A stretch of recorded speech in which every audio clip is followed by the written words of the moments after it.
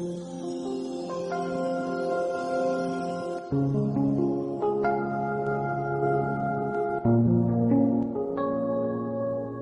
reading from the book of Sirach. In those days, like a fire there appeared the prophet Elijah, whose words were as a flaming furnace. Their staff of bread he shattered. In his zeal he reduced them to straits. By the Lord's word he shut up the heavens and 3 times brought down fire. How awesome are you, Elijah, in your wondrous deeds! Whose glory is equal to yours?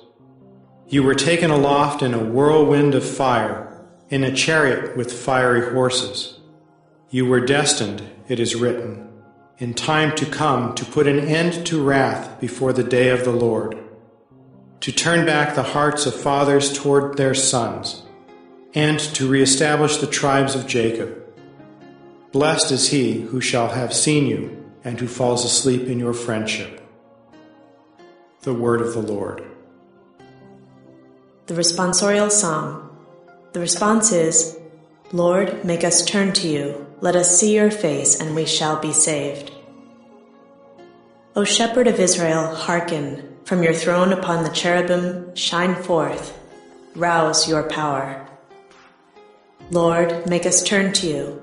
Let us see your face, and we shall be saved. Once again, O Lord of hosts, look down from heaven and see. Take care of this vine, and protect what your right hand has planted, the Son of Man whom you yourself made strong. Lord, make us turn to you. Let us see your face, and we shall be saved. May your help be with the man of your right hand, with the Son of Man whom you yourself made strong. Then we will no more withdraw from you. Give us new life, and we will call upon your name. Lord, make us turn to you.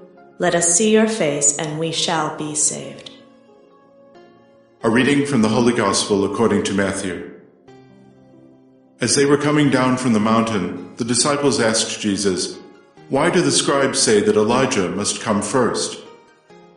He said in reply, "Elijah will indeed come and restore all things. But I tell you that Elijah has already come." And they did not recognize him, but did to him whatever they pleased. So also will the Son of Man suffer at their hands. Then the disciples understood that he was speaking to them of John the Baptist. The Gospel of the Lord. The first reading comes from the book of Sirach, chapter 48, verses 1 to 4 and 9 to 11. This is an elegy that we find in the book of Sirach that celebrates, in this case, Elijah the prophet, but is surrounded by other portraits of the great heroes of faith of the Jewish life. This book was written to show that Jewish wisdom was just as good as Greek wisdom. And one of the ways that the author does this is by talking about the heroes of the Jewish faith, Abraham, Isaac, Moses, etc. We hear about how Elijah, his words were a flaming furnace. Remember how he's able to bring fire down from the heavens, both when he sacrifices the animal on Mount Carmel and when he's going to be arrested by the troops of the king. The staff of bread he shatters. Remember how he calls famine down upon the land for 3 years because the people were worshiping a pagan god, Baal, and they called that god the god of fertility. And so, as a sign that their god was a false god, they received false fertility. There's a rabbinic maxim, as the sin, so the punishment. Because they worship the false god, they get false fertility, which is famine. He goes up to the heavens in a fiery chariot. Remember how Elisha was able to see Elijah taken up into the heavens?